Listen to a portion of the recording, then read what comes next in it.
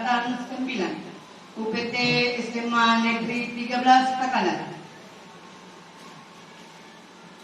Acara pertama, pembukaan. Marilah kita bersama-sama membacakan basmalah untuk kegiatan ini. Acara kedua, menyanyikan lagu Indonesia Raya. Diharapkan kepada seluruh peserta berdiri di tempat.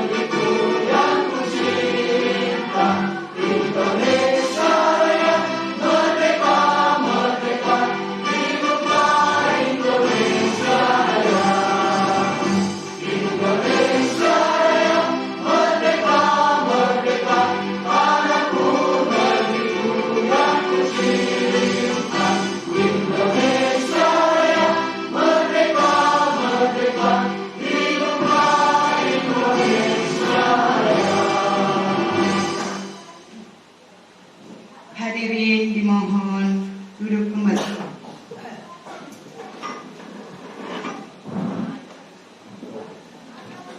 Acara keempat, sambutan oleh Kepala UPT SMA Negeri 13 Takalar. Dengan hormat dipersilakan.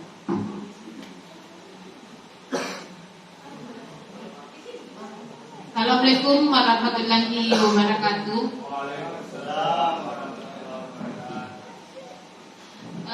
Hari ini alhamdulillah puji dan syukur kehadirat Allah Subhanahu wa taala karena pada hari ini kita melanjutkan sebuah kegiatan yaitu diseminasi budaya positif calon guru penggerak angkatan 9 SMA Negeri 13 Takalar, yaitu 4 orang guru kita, ada Pak Abdul Rahman, Ibu Risa Fatima, Ibu Kamila, dan Ibu Pak Andi Pulawatma. Puji dan syukur kita panjatkan kehadirat Allah Subhanahu wa taala karena masih diberi kesehatan keselamatan untuk melaksanakan kegiatan ini.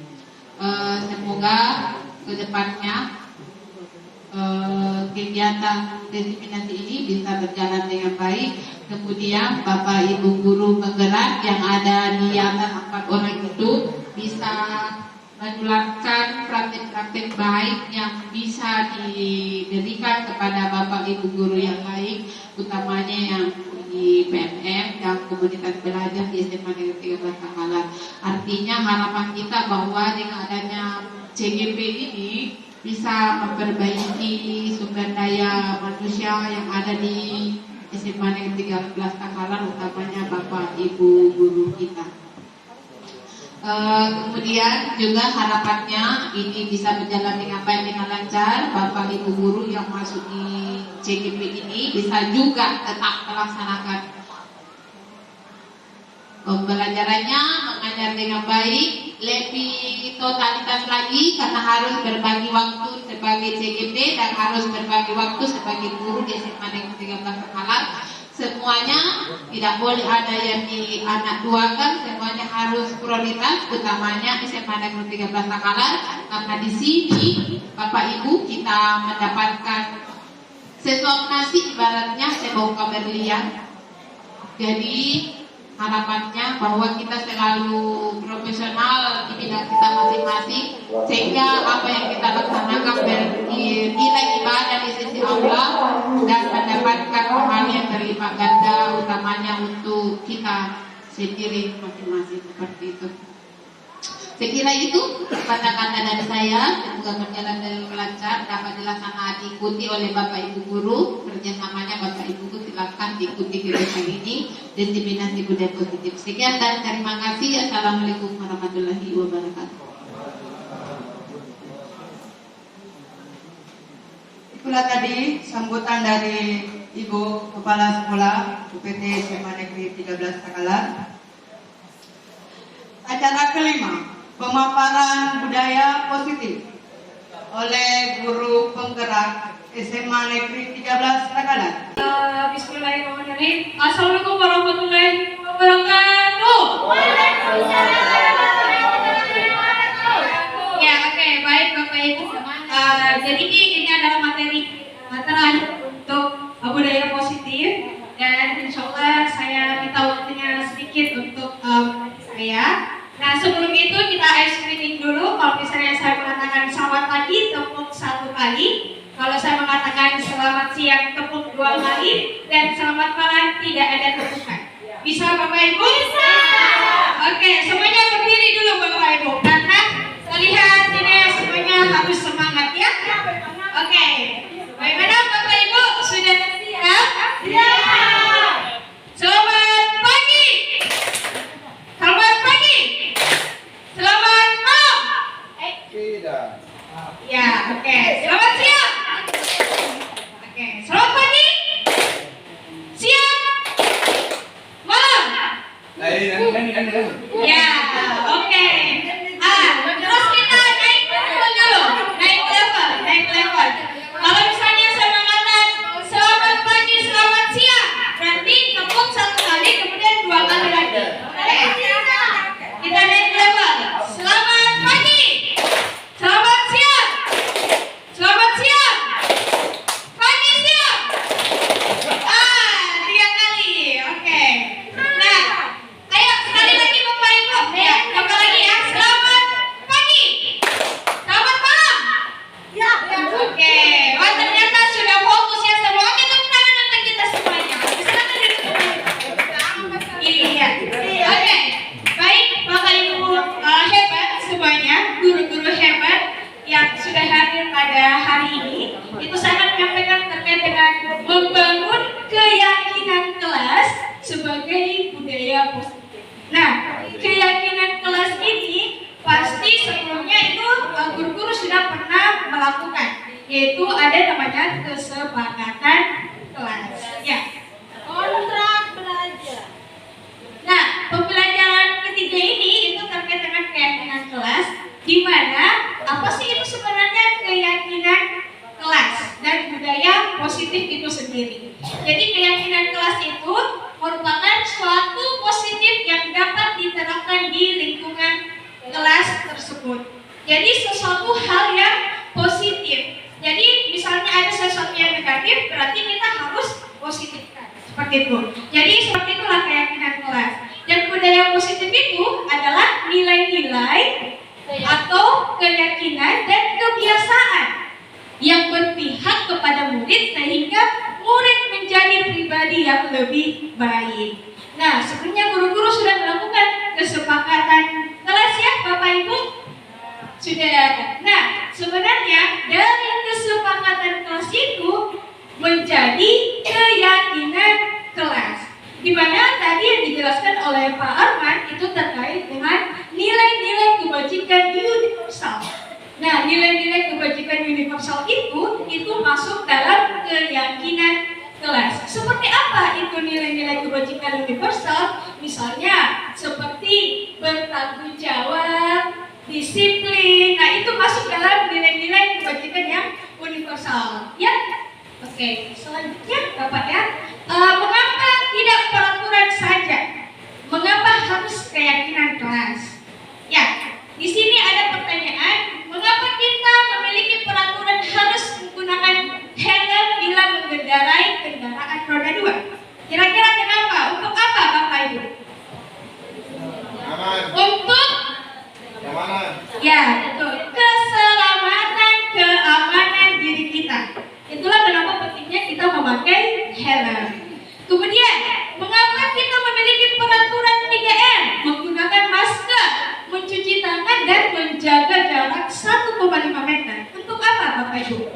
Kita. Keselamatan, apa lagi kira-kira Bapak Ibu? Kesehatan. Oke, baik. Yang ketiga, mengapa kita memiliki peraturan harus datang tepat waktu pada saat mengikuti pelatihan atau seminar? Supaya tidak ketinggalan materi, apalagi Bapak Ibu. Ya, tidak malu datang terlambat. Lebih ke arah kita disiplin ya Bapak Ibu ya, disiplin dalam mengatur waktu. Jadi kita harus datang tepat waktu saat melakukan pergi seminar atau masuk di kelas juga lah, seperti itu ya Bapak Ibu. Nah, peraturan kelas ya, peraturan kelas, kemudian dari peraturan kelas itu biasanya arahnya ke negatif ya Bapak Ibu. Jadi bagaimana bisa menjadi positif, yaitu kita arahkan ke keyakinan kelas, kemudian dari keyakinan kelas berubah menjadi budaya lingkungan positif, dari lingkungan yang positif akan menjadi budaya untuk sekolah kita pastinya ya. Jadi bertahap Bapak Ibu ya. Nah, di sini saya mau bertanya ke guru-guru, kira-kira yang mana sih keyakinan kelas? Nah, seperti yang saya jelaskan Bapak Ibu, keyakinan kelas itu bersifat universal, seperti tadi disiplin, kesehatan, keselamatan, bertanggung jawab, menghargai orang lain, saling peduli satu sama lain. Bapak, kira-kira yang mana ini yang masuk menurut Bapak Ibu keyakinan kelas?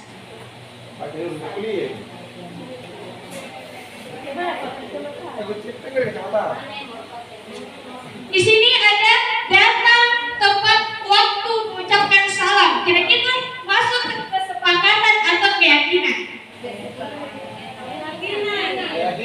Keyakinan. Oke. Seperti yang saya jelaskan tadi, Bapak Ibu, keyakinan itu bersifat universal. Ya, yaitu seperti bertanggung jawab, ya, menghargai satu sama lain. Ya. Kemudian di sini ada kami guru dan murid yang saling menyayangi. Kira-kira itu masuk keyakinan atau kesepakatan? Keyakinan. Keyakinan. Oke. Kami murid yang semangat belajar. Kami murid yang peduli. Kemana dia itu? Jelaskan. Kami murid yang semangat belajar. Mas, posisinya di mana itu Bapak Ibu? Oke, keyakinan. Kemudian kami murid yang peduli dengan teman-teman. Keyakinan. Jadi di sebelah itu coba dulu. Ya, jadi di sebelah itu adalah kesepakatan kelas. Ya. Nah, kesepakatan kelas itu tadi ada bagaimana kita datang tepat waktu, ya, bagaimana kita dan datang tepat waktu itu akan berubah menjadi keyakinan kelas, dan itu masuk dalam posisi disiplin. Nah, keyakinan kelas itu adalah disiplin. Nah, baik Bapak Ibu, karena saya tidak mau lama-lama karena hari Jumat, hari ini saya mau bersama dengan guru-guru untuk membuat kesepakatan kelas kemudian menjadi keyakinan kelas. Sekarang saya mau membagikan sticky note ke Bapak Ibu. Kira-kira silakan ditulis kesepakatan kelas yang sering Ibu terapkan di kelas Bapak Ibu. Silakan tulis apa kesepakatan yang sering Bapak Ibu lakukan di kelas. Iya, oke. Baik Bapak Ibu, hebat. Jadi ini adalah kesepakatan kelas yang guru-guru telah sepakati atau guru yang biasa guru lakukan di dalam kelas ya. Misalnya di sini tidak terlambat masuk belajar. Oke, tidak terlambat masuk belajar. Ada lagi datang tepat waktu, kemudian meminta izin jika mau keluar kelas pada saat kegiatan belajar berlangsung. Kemudian tidak menggunakan HP di saat guru menjelaskan, datang tepat waktu, dilarang makan, izin keluar kelas, datang lebih awal, tidak bisa izin keluar lebih dari 3 kali? Oke, jadi lebih banyak ke datang tepat waktu ya Bapak Ibu ya. Nah, di sini dalam kesepakatan kelas, oke, ini tidak membuli teman. Oke, baik, tidak membuli teman. Jadi Bapak Ibu, dalam kesepakatan kelas yang Bapak Ibu buat itu biasanya masih menggunakan ada kata tidak, Bapak Ibu. Nah, di dalam keyakinan kelas itu kita arahkan ke positifnya dengan tidak ada kata tidak.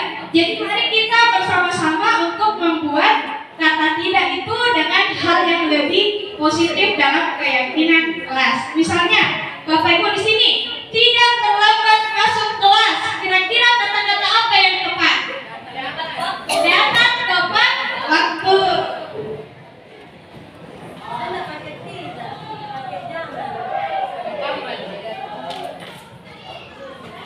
Oke, datang tepat waktu. Baik, selanjutnya di sini ada tidak bisa izin keluar kelas.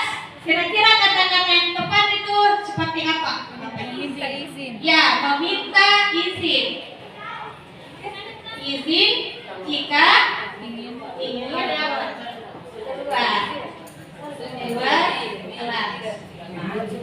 Oke, yang ketiga tidak membuli teman. Kira-kira kata positif apa? Saling menghargai. Saling menghargai. Saling menghargai. Oke, baik Bapak Ibu, ini adalah dari semua kesepakatan ini ada 3 keyakinan kelas ya. Jadi memang ada di sini lebih banyak yang datang tepat waktu seperti itu. Nah, Ibu kira-kira ini datang tepat waktu itu keyakinan kelasnya itu nilai-nilai kebajikan universal itu apa? Disiplin. Disiplin. Oke, baik. Jadi di sini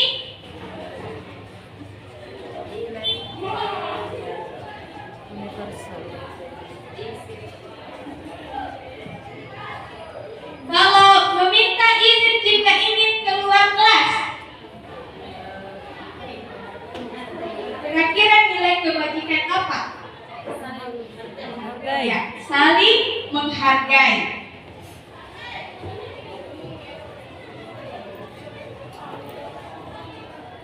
Yang ketiga, di sini saling menghargai. Kira-kira nilai kebajikannya itu apa?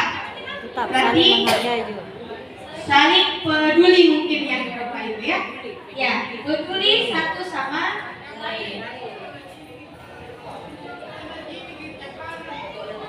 Ya, oke. Nah, di sini ternyata dari kesepakatan kelas berubah menjadi keyakinan kelas, dan dalam keyakinan kelas itu ada nilai-nilai kebajikan di dalamnya. Yang ini yang bisa akan tertanam dalam peserta didik kita. Bagaimana dia bisa disiplin, bisa saling menghargai di kelas, dan juga peduli satu sama lain. Nah, baik Bapak Ibu, kemudian kita akan masuk ke tabel Y, Bapak Ibu ya.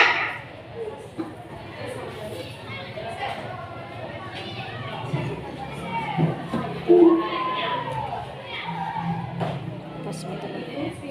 Apa aja? Lanjut.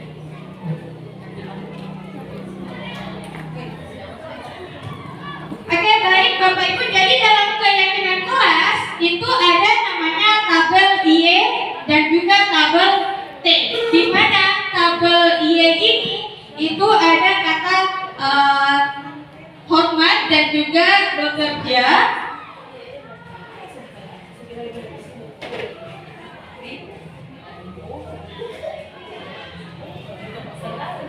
Nah, di hormat ini itu ada yang terlihat,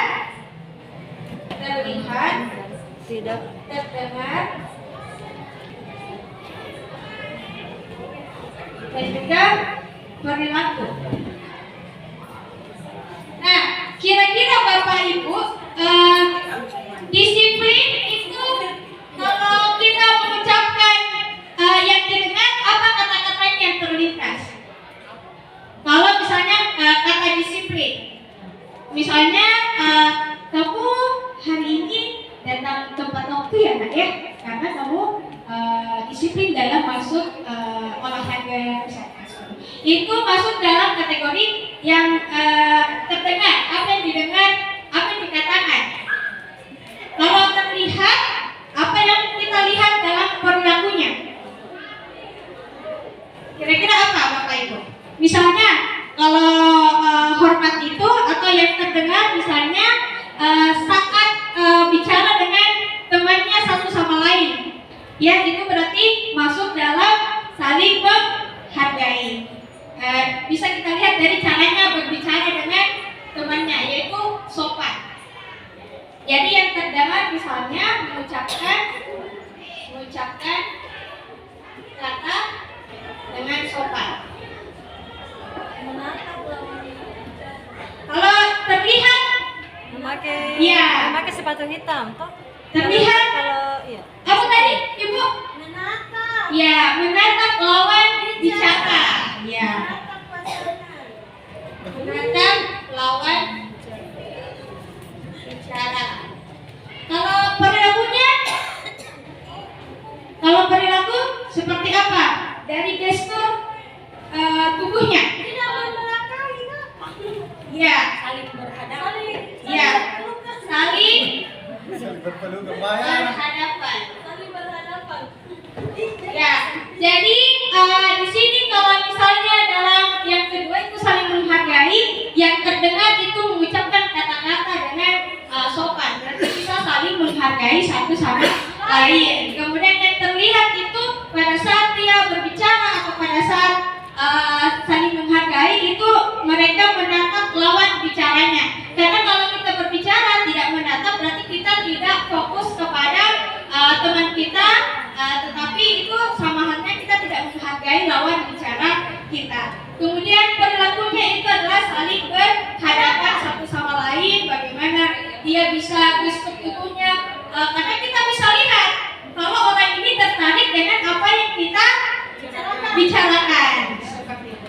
Ya, jadi memang dalam keyakinan kelas ini itu ada nilai-nilai kebajikan.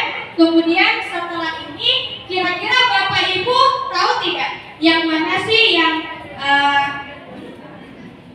di sini ada yang mau saya pertanyakan ya Bapak Ibu ya. Ada pertanyaan misalnya yang pertama, selalu kembalikan buku ke tempatnya. Kira-kira itu nilai keyakinan kelasnya itu apa yang ada di situ? Bertanggung jawab. Selalu kembalikan buku ke tempatnya. Nilai kebajikan apa yang ada di situ? Bertanggung jawab. Oke, bertanggung jawab. Kemudian dilarang mengganggu orang lain.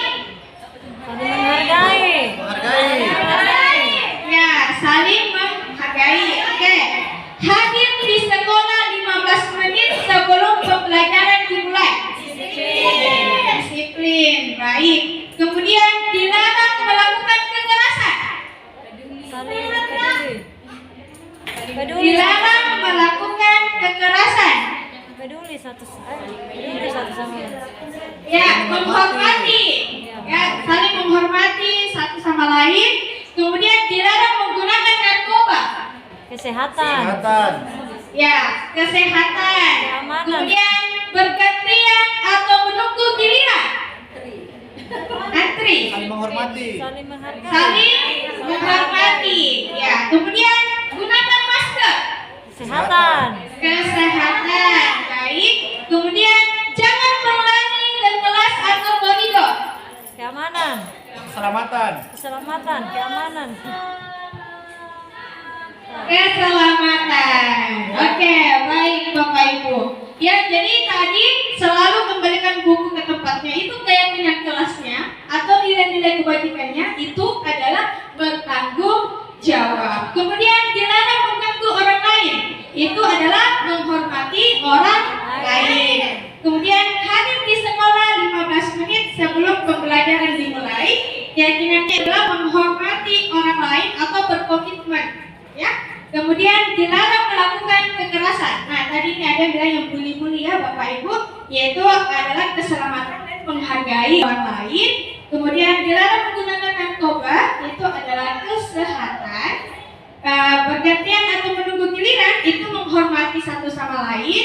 Gunakan masker untuk kesehatan dan juga keselamatan, dan jangan berlari di kelas atau koridor, itu adalah keselamatan atau keamanan.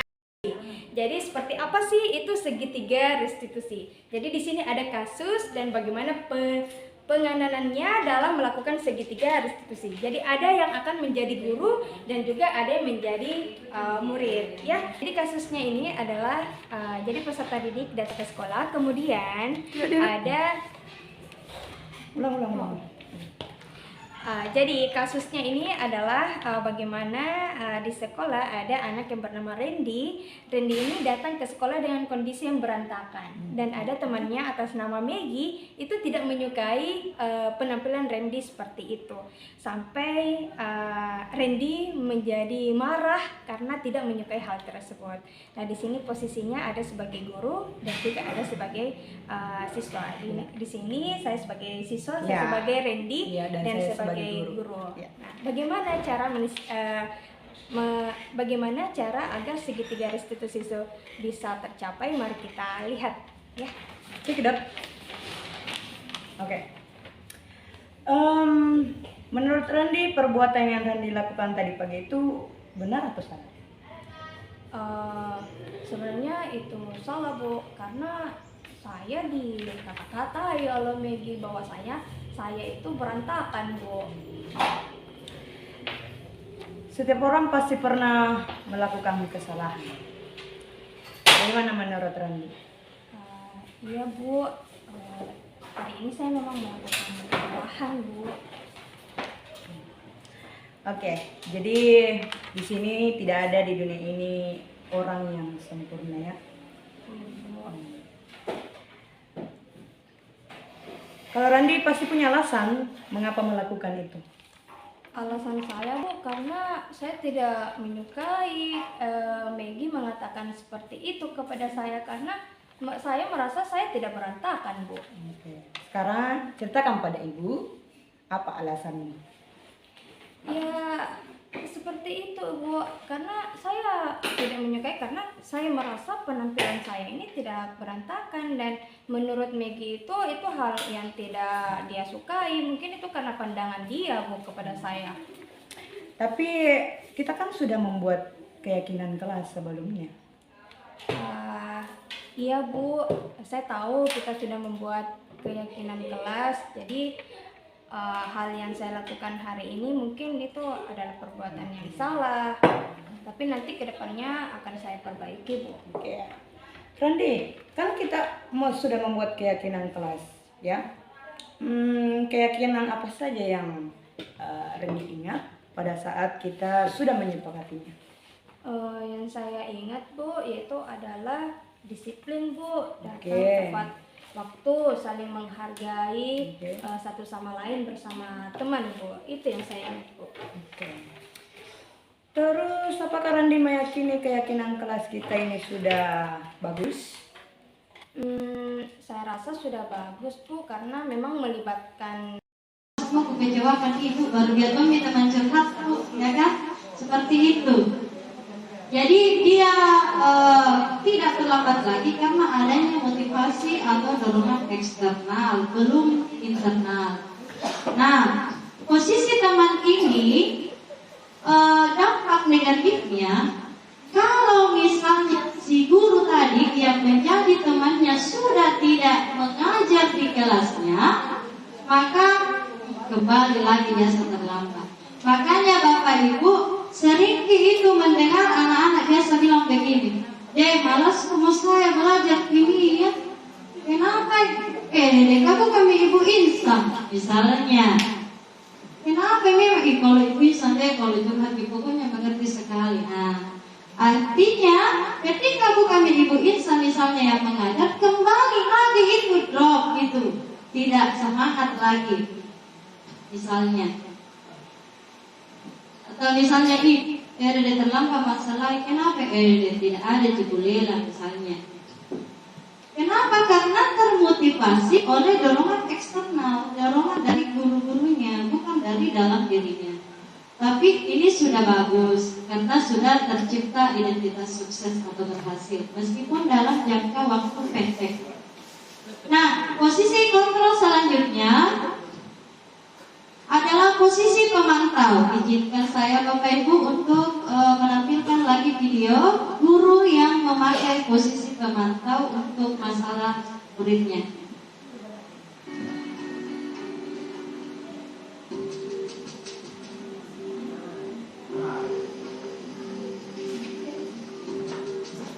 Nah, ini modelnya ini. Naren,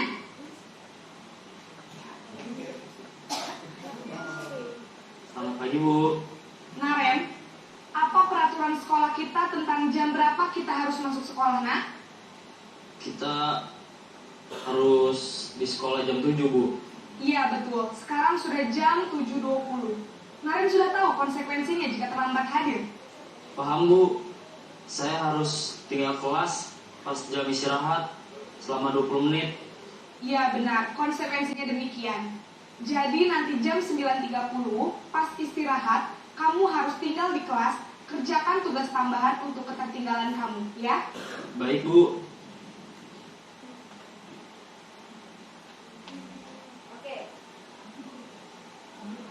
Jadi tadi itu posisi yang diambil oleh gurunya adalah posisi pemantau. Jadi kalau posisi pemantau itu lebih mengawasi siswanya dan memberikan konsekuensi, ya, memberikan konsekuensi.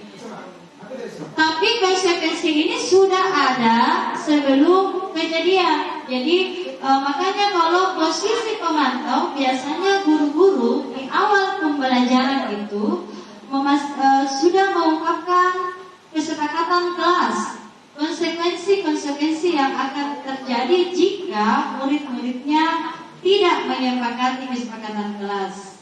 Iya. Nah, biasanya guru di sini nada suaranya biasa saja, datar, dan bahasa tubuh yang formal. Jadi ini guru yang sesuai dengan aturan yang berlaku. Ya. Jadi posisi pemantau itu dia betul-betul memantau.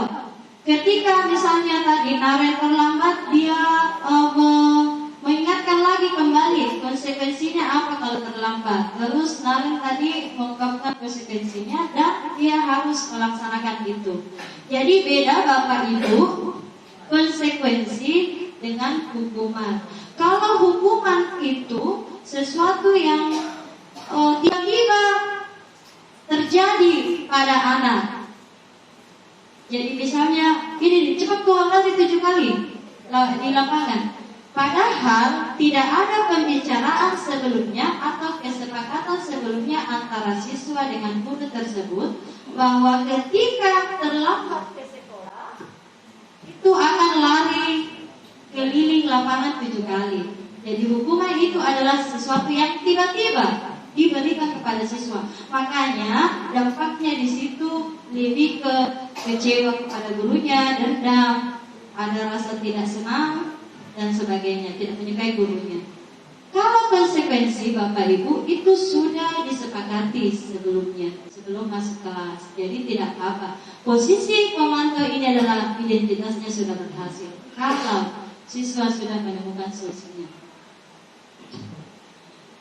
Nah, ini tadi kalimat-kalimatnya, peraturannya apa yang telah kamu lakukan, sanksi atau konsekuensinya apa. Jadi di posisi kontrol pemantau itu sudah ada solusi dari masalah yang terjadi pada muridnya. Seperti tadi terlambat. Solusinya tadi harus tinggal di kelas pada saat jam istirahat untuk mencatat lagi materi atas ketertinggalannya. Gitu. Nah, beda lagi kalau misalnya olahraga itu biasa kadang bingung itu hukuman atau konsekuensi. Jadi kalau misalnya Pak Arman lagi sedang berlangsung di olahraganya, tapi ada yang terlambat terus lari keliling 5 kali lapangan, itu bukan hukuman, tapi konsekuensi. Karena dia memang pembelajarannya olahraga. Yang menjadi hukuman, kembali menjadi hukuman kalau misalnya saya guru matematika terlambat sesuatu, saya suruh keliling lapangan, itu sudah termasuk hukuman yang seharusnya tidak dilakukan kepada murid. Jadi sudah mengerti ya Bapak Ibu bedanya hukuman dengan konsekuensi. Nah, posisi pemantau ini biasanya bersuara data, tidak emosional tadi sudah ya. Kemudian tercipta identitas diri positif berhasil. Dan pemantau perlu senantiasa memantau. Jadi kalau misalnya kita suruh tadi anak-anak tertinggal di kelas untuk mencatat materi yang tertinggal, kita harus pantau. Jangan sampai di kelas kita suruh, kita di sini di ruang guru dan bibi makan jalan kote, tidak ditauki. Jadi tetap kita harus pantau anak yang kita sudah tadi kasih konsekuensi. Nah, dampaknya kalau kita memakai posisi pemantau, murid itu akan menghitung atau konsekuensi hanya tanpa memahami sebenarnya nilai kebajikan yang dituju. Artinya sama itu tadi. Kalau dia terlambat, dia akan mendapatkan konsekuensi. Jadi dia masih berpikir saya tidak boleh terlambat. Kenapa? Motivasinya karena tidak mau mendapatkan konsekuensi. Jadi masih motivasi kenapa dia tidak mau terlambat masih motivasi eksternal atau motivasi dari luar dirinya, pengaruh dari guru-guru. Tidak sepenuhnya mandiri sama tadi. Jadi masih ada motivasi eksternal, berumpi dari dirinya kenapa dia tidak mau terlambat. Nah, posisi kontrol yang terakhir adalah posisi manajer. Izinkan saya Bapak Ibu untuk menampilkan kembali video guru yang menerapkan posisi manajer.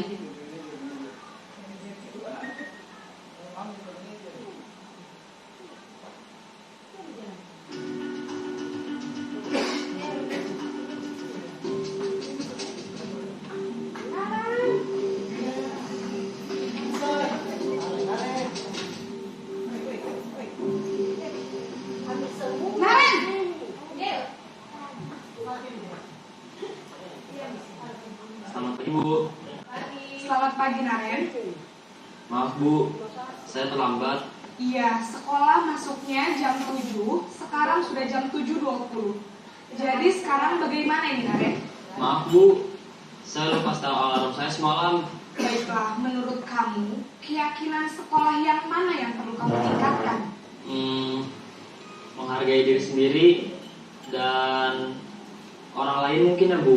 Setuju. Jadi, apakah Naren meyakini prinsip saling menghormati tersebut?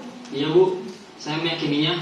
Apakah Naren bersedia memperbaiki masalah keterlambatan ini? Bersedia Bu. Bagaimana kamu akan memperbaiki masalah keterlambatan ini? Saya akan coba untuk tidak lupa menyetel alarm saya Bu. Baik, kalau Naren lupa menyetel alarm di rumah, ada orang yang kira-kira bisa bantu mengingatkan tidak? Ada Bu, kakak saya, Kak Emma. Ada lagi selain Kak Emma? Selain Kak Emma, ada ibu saya. Baik, jadi yang mengingatkan Naren adalah Kak Emma dan ibu kamu ya? Kira-kira akan mulai start alarm kapan nih Naren? Setelah pulang sekolah, akan segera saya lakukan.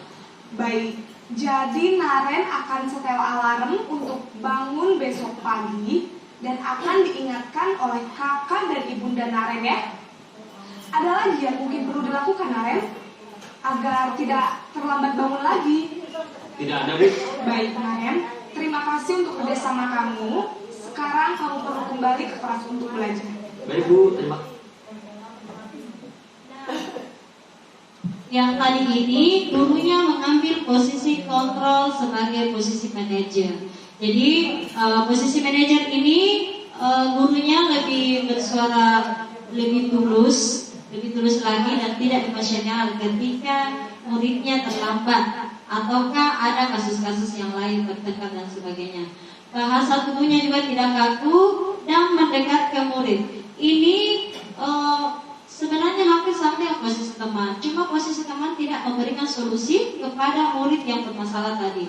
Nah, saya dipermalukan dan tidak dihargai. Sementara konsekuensi anak merasa kehilangan hak karena pelanggaran yang dilakukannya dan rasanya pasti tidak nyaman, ya tidak nyaman karena apa? Tapi itu dalam waktu sementara, dalam waktu yang sementara. Oke, Barisan.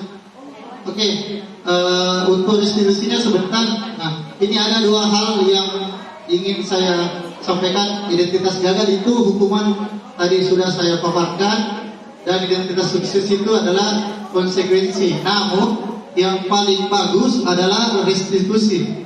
Nah, kalau saya bahas hukumannya, kalau langsung ke restitusinya, tadi kalau konsekuensi terjadi, kalau restitusi merupakan pilihan. Contoh, kalau saya terlambat, pilihannya dua, saya tidak masuk atau saya memperbaikinya.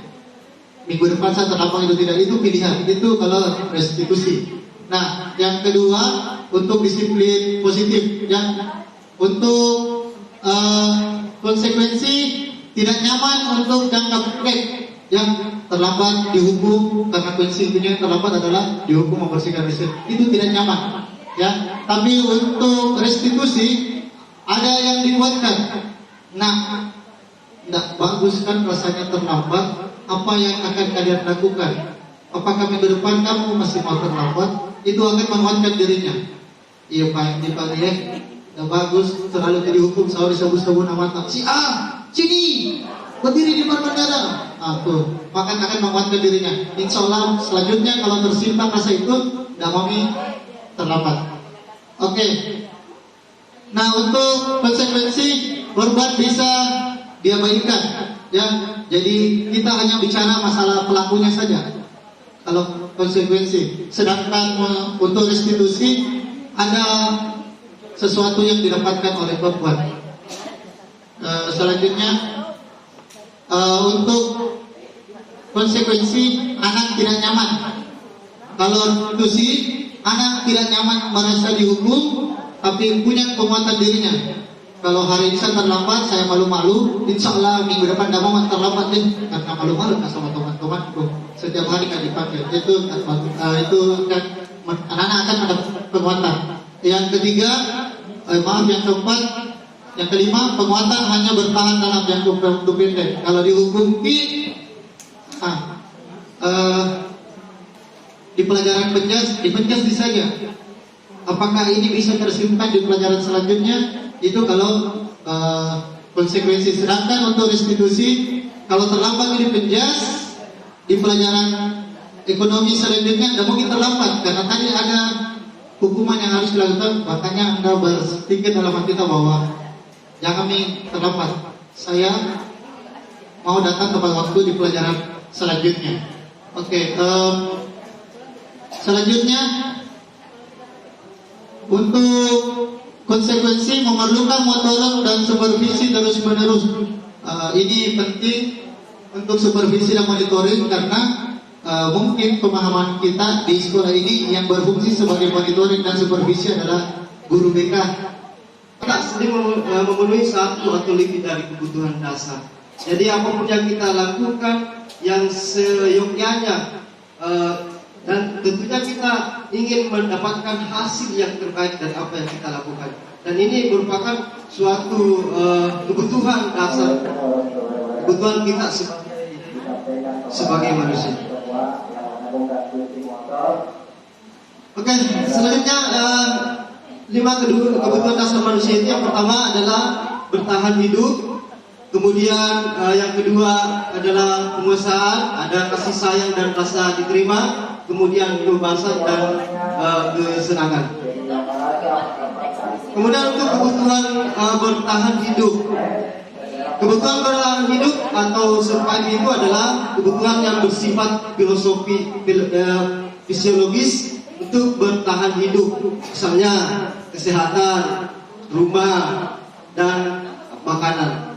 Kemudian kebutuhan biologis sebagai bagian dari proses produksi, termasuk kebutuhan untuk tetap bertahan hidup. Kemudian komponen psikologis pada kebutuhan ini meliputi kebutuhan akan perasaan aman. Kemudian dalam kasus ada sebuah kasus itu yang kasus Doni. Apabila jawaban Doni ketika ditanya oleh Ibu Ambar, jadi ada sebuah kisah ya dalam sebuah kasus Doni. Doni itu ditanya oleh Ambar karena ia lapar dan orang tua tidak membawa bekal makan siang, maka kebutuhan dasar yang sedang berusaha dipenuhinya adalah untuk bertahan hidup. Jadi itu suatu kebutuhan untuk bertahan hidup. Jadi bagaimana kita berusaha untuk tetap bertahan hidup meskipun barangkali kita ada hal-hal yang mungkin bisa membuat kita terkadang kesulitan dalam mencapai kebutuhan tersebut. Oke, lanjut. Yang kedua adalah kasih sayang dan rasa diterima. Ini kebutuhan untuk diterima. Jadi kita barangkali semua punya kebutuhan itu, yaitu kebutuhan pengen diterima. Kita ingin diterima di masyarakat kita ingin butuh diterima di lingkungan, utamanya kita di sekolah. Siswa juga seperti itu, butuh diterima dengan teman-teman yang lain. Ini rasa kebutuhan dasar yang kedua. Selanjutnya itu adalah penguasaan, yaitu kebutuhan pengakuan atas kemampuan. Ya, jadi ini juga merupakan suatu kebutuhan kita, di mana kita terkadang misalnya melakukan sesuatu hal yang kita anggap istilahnya itu istimewa, terbaik. Kita terkadang butuh butuh pengakuan. Ya, jadi tentunya kalau dalam pengakuan, misalnya dalam instansi kita ini, pengakuan itu tentunya dalam bentuk misalnya dalam sertifikat misalnya, atau SK, gitu ya. Kemudian kebutuhan ini berhubungan dengan kekuatan untuk mencapai sesuatu. Ya, jadi kebutuhan pengakuan atas kemampuan itu yang berkaitan untuk mencapai sesuatu. Menjadi kompeten, menjadi terampil, diakui atas prestasi dan keterampilan, kemudian didengar dan memiliki rasa harga diri. Kebutuhan ini meliputi keinginan untuk dianggap berharga, bisa membuat perbedaan, bisa membuat pencapaian, kompeten, diakui, dihormati. Ya, jadi ini kebutuhan-kebutuhan yang kebutuhan penghargaan yang kita terkadang ingin pengakuan atas atas penguasaan tersebut. Lanjut, yang keempat itu adalah kebebasan atau kebutuhan akan pilihan. Kebutuhan untuk bebas adalah kebutuhan akan kemandirian, otonomi, memiliki pilihan, dan mampu mengendalikan arah hidup seseorang. Anak-anak dengan kebutuhan kebebasan yang tinggi menginginkan pilihan. Mereka perlu banyak bergerak, suka mencoba-coba, tidak terlalu terpengaruh orang lain, dan senang mencoba hal baru dan menarik. Ya, jadi ini adalah kebutuhan kebebasan. Ini yang terkadang hal yang sering terjadi di kelas kita, di sekolah kita, di mana anak-anak kita itu sebenarnya ingin bebas. Cuma terkadang kebebasan ini kadang suka tidak dikontrol. Ingin bebas-bebas saja, tidak ada kontrolnya. Jadi inilah sebenarnya tugas kita sebagai tenaga pendidik, sebagai guru, untuk mengontrol, meskipun dan harus kita memberikan kebebasan kepada murid. Kita memberikan. Kedua, dari 5 posisi kontrol di sini ada manajer yang merupakan posisi yang sangat diharapkan untuk bisa diterapkan dalam kegiatan pembelajaran kita. Mungkin bisa diberikan salah satu cara yang mudah dilakukan untuk menjadi seorang manajer dalam posisi kontrol tadi. Kemudian yang ketiga, kalau kita kembali mengingat kegiatan pembelajaran kita di SD, di mana guru kita pada saat menyuruh untuk menghafal perkalian kemudian tidak bisa, itu dihukum berdiri di depan kelas. Nah, tetapi bentuk hukuman ini sebenarnya membawa dampak yang sangat positif kepada kita dan bahkan tertanam sampai sekarang. Itu bukan karena kita takut, tapi betul-betul menjadikan kita termotivasi untuk bisa menghafal perkalian tersebut, karena bukan karena takut, tetapi karena betul-betul mau tahu dan mau melaksanakan tugas tersebut. Apakah ini merupakan hukuman atau konsekuensi yang diberikan ketika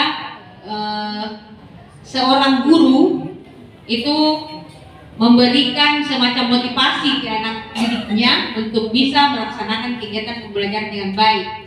Ya, jadi apakah ini bukan sebagai motivasi ketika kita memberikan semacam penekanan kepada anak untuk bisa melaksanakan tugas yang diberikan? Ya, bisa?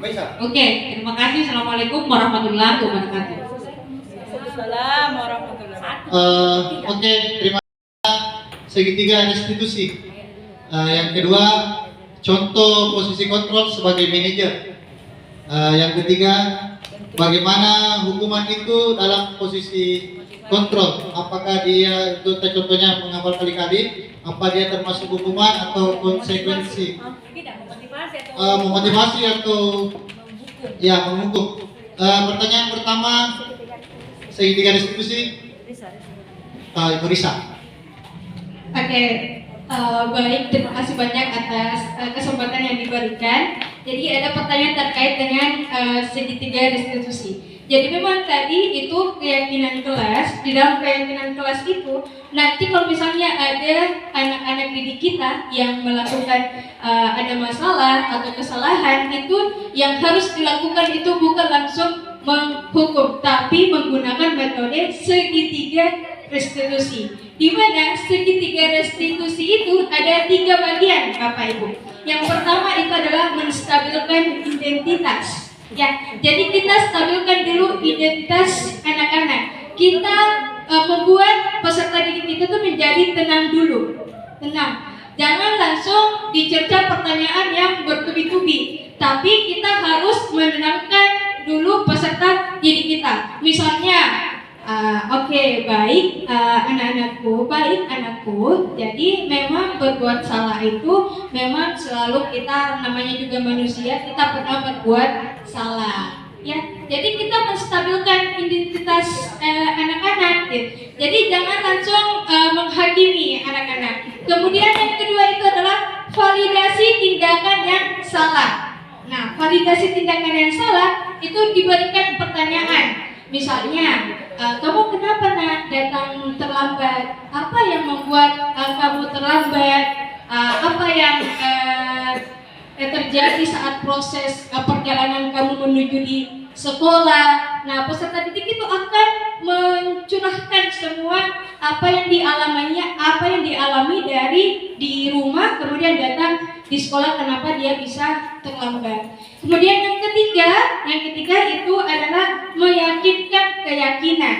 Nah, jadi kalau sudah divalidasi, kita sudah tahu, oh penyebabnya ini anak datang terlambat karena tidak sarapan pagi. Jadi sarapan terlambat bangun, kemudian tidak sarapan pagi. Jadi dia bisa terlambat. Nah, meyakinkan keyakinan ini kita di situ memberikan solusi bersama, tapi anak-anak juga yang memberikan solusi pada dirinya sendiri. Jadi kita tanya, kira-kira nak, kalau misalnya kamu terlambat, selanjutnya apa yang akan kamu perbuat? Gitu.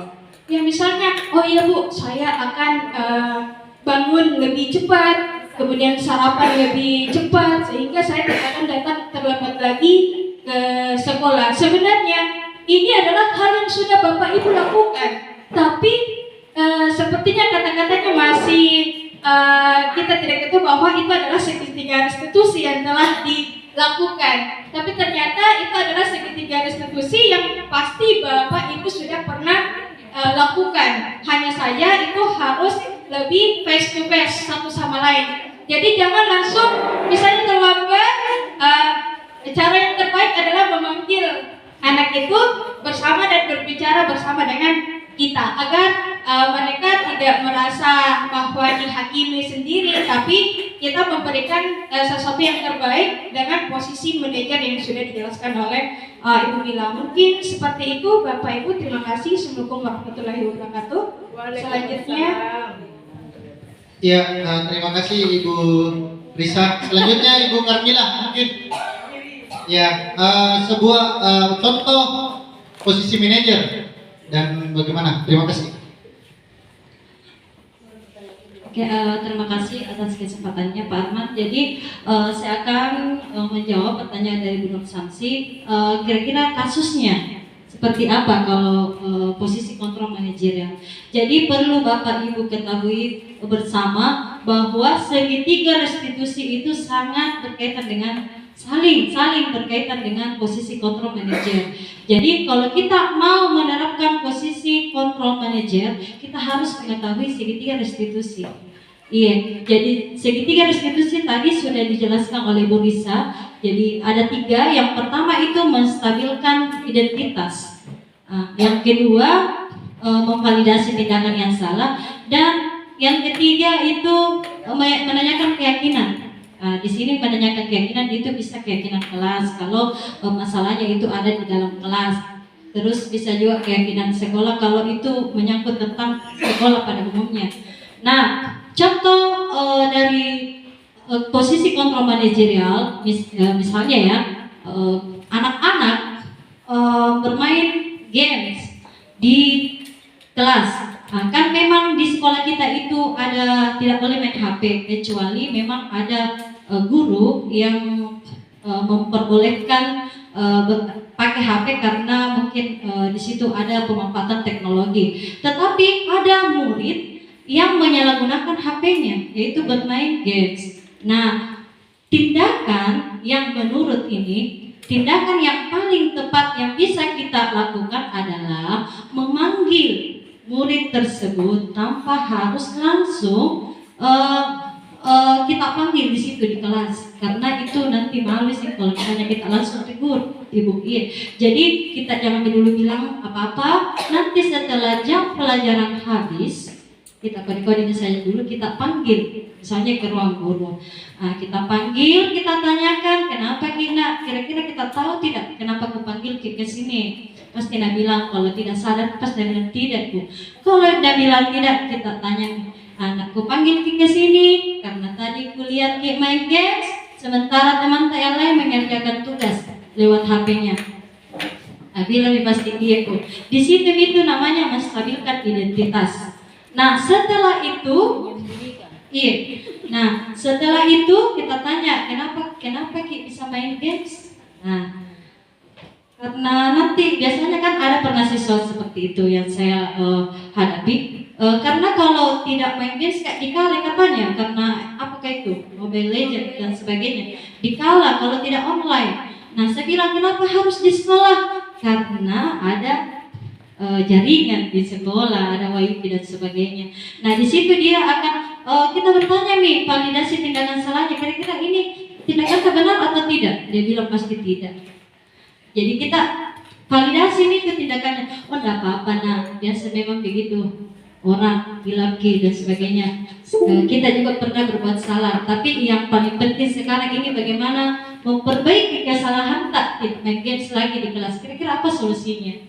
Nah kita masuk di keyakinan Ibu, seperti itu keyakinan kelas. Kita tanyakan, misalkan ini walinya sudah membuat sebuah keyakinan kelas pada umumnya, dan kita juga sudah membuat keyakinan kelas untuk mapelta sendiri, keyakinan untuk mata pelajaran. Kita tanya apa keyakinan. Kalau dia bilang saling menghargai, berarti cocok nih. Berarti itu kan yang kita langgar. Pas dia bilang iya Bu, kenapa? Karena yang lain temannya mengerjakan tugas, dia bermain games. Apalagi kalau misalnya tugasnya itu harus dikerjakan secara berkelompok, sementara dia main games, berarti tidak menghargai temannya. Itu yang sudah dia langgar, dan dia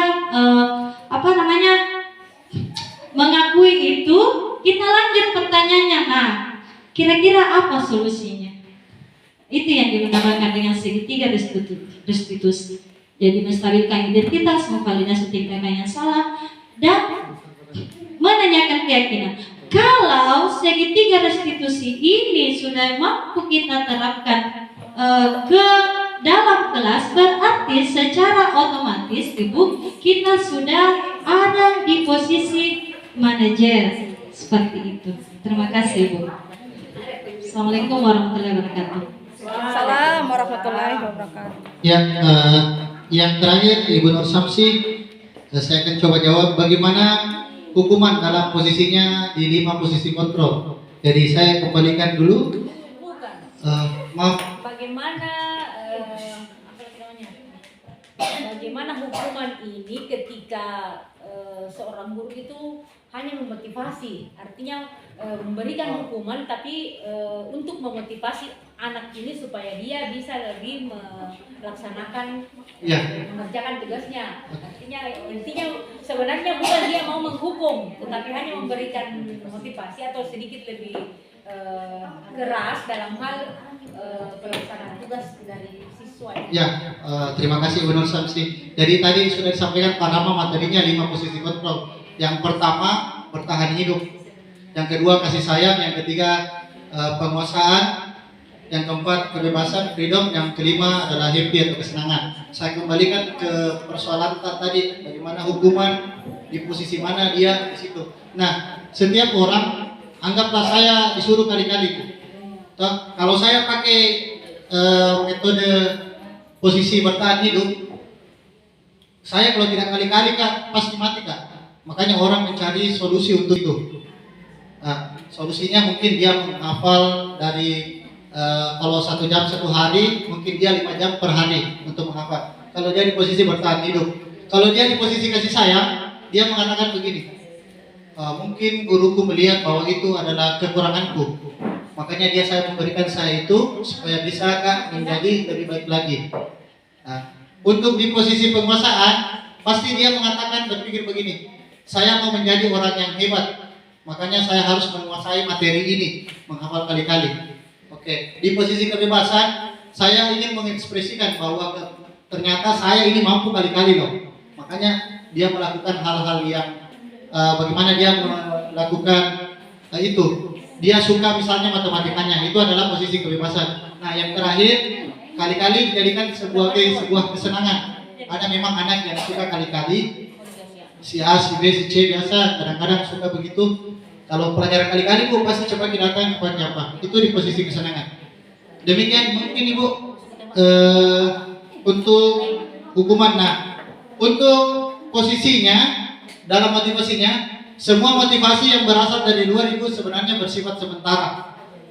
Bersifat sementara. Push up, menghukum keliling itu bersifat sementara. Yang paling bagus adalah motivasi dari dalam. Tadi namanya segitiga restitusi. Lebih tinggi standarnya daripada konsekuensi dan hukuman. Ya, demikian mungkin Ibu. Terima kasih saya. Assalamualaikum warahmatullahi wabarakatuh. Iya, terima kasih. Jadi Bapak Ibu hebat, semuanya apakah sudah tahu terkait dengan keyakinan kelas dan juga kesepakatan kelas? Sudah ya Bapak Ibu? Nah, jadi kesepakatan kelas itu yang akan menjadi keyakinan kelas atau keyakinan sekolah. Jadi nanti bisa diterapkan di kelasnya Bapak Ibu hebat semuanya. Jadi bagaimana kesepakatan itu kemudian menjadi keyakinan. Keyakinan yang bersifat positif. Ya, seperti itu ya Bapak Ibu hebat. Nah, sekarang Bapak Ibu hebat, saya mau memberikan refleksi terkait dengan proses pembelajaran kita hari ini dari awal sampai akhir. Oke, baik Bapak Ibu, saya akan memberikan sticky note. Jadi Bapak Ibu menulis kira-kira pembelajaran apa yang Bapak Ibu sudah dapatkan hari ini, bagaimana prosesnya, apa yang menarik dalam proses kita hari ini.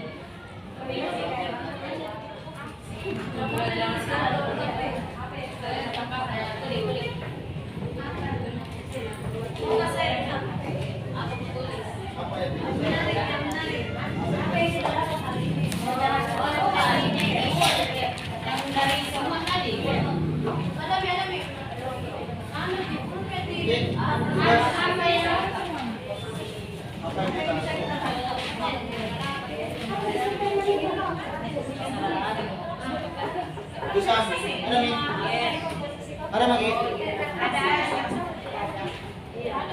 Apa kita dapat? Panas. Apa yang menarik dari kita?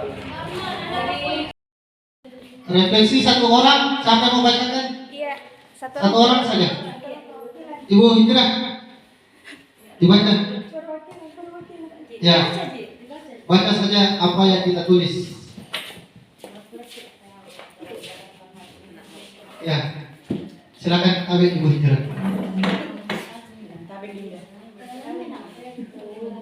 Iya, baca ternyata. Dari pertemuan hari ini saya mengetahui tentang macam-macam dari posisi kontrol sebagai seorang pendidik. Terus juga mengetahui bagaimana cara membuat kesepakatan di dalam kelas. Mungkin itu yang tempat saya Oke, Ibu Maya, saya mau suaranya, suara merdunya. Ya. Tapi Ibu Maya. Iya. Dia mati. Ya,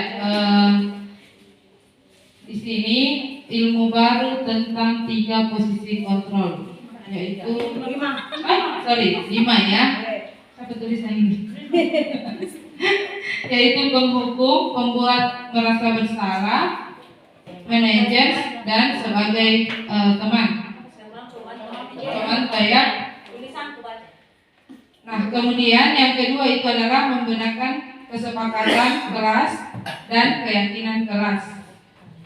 Ya, itu saja. Terima kasih. Oke, terima kasih Ibu Hijra, terima kasih Ibu Maya. Sebelum kita menutup acara, mari kita tepuk tangan untuk kita semua untuk kegiatan hari ini. Demikian apa yang bisa kami bagi hari ini. Kalau ada yang baik itu datangnya dari Allah, kalau ada kurangnya itu datangnya kami sebagai manusia biasa. Akhir kata, adanallahu wa yakum ajmain. Assalamualaikum warahmatullahi wabarakatuh.